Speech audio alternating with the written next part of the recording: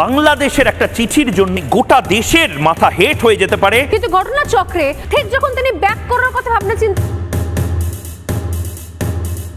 Social মিডিয়ার কল্যাণে ভারতের আলোচিত সমালোচিত টেলিভিশন চ্যানেল রিপাবলিক বাংলার কথা প্রায় সবাই জানেন।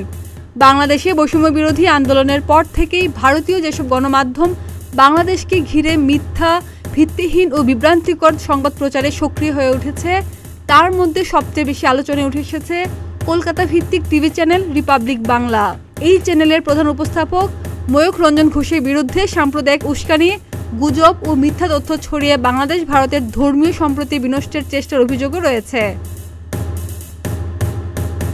এবার এই চ্যানেলেরই আরেক উপস্থাপিকা স্বর্ণালী সরকার ভারতে অবস্থানরত বাংলাদেশি অভিনয় শিল্পীকে ঘাড় ধাক্কা দিয়ে ভারত থেকে বের করে দেওয়ার কথা বললেন। সোশ্যাল মিডিয়ায় ভাইরাল হওয়া এক ভিডিওতে এই সাংবাদিককে এই ধরনের কথা বলতে শোনা যায়।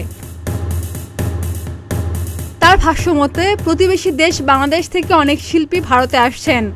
বাংলাদেশি নাগরিকরা সে দেশে জীবিকা নির্বাহ করছেন, অভিনয় করছেন, নাম যশ প্রতিপত্তি বানাচ্ছেন।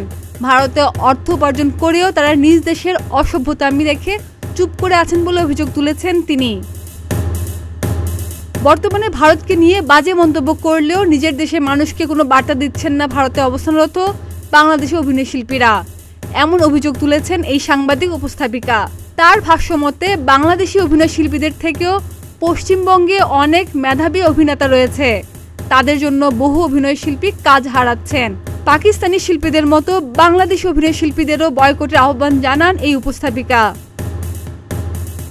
বাংলাদেশি অভিনয় শিল্পীদের মধ্যে জয়া আহসান, মিথিলা, বিদ্যা সিনহা মিম, অপু বিশ্বাস, এমনকি শাকিব খানের নামও উল্লেখ করেন এই উপস্থাপিকা। এই তারকারা ভারতেও সমানভাবে কাজ করছেন, এখন তারা ভারতের ইস্যুতে কেন চুপ করে আছেন সেই প্রশ্ন তুলেন উপস্থাপিকা। খাদিজা নিপা, প্রতিদিনের বাংলাদেশ।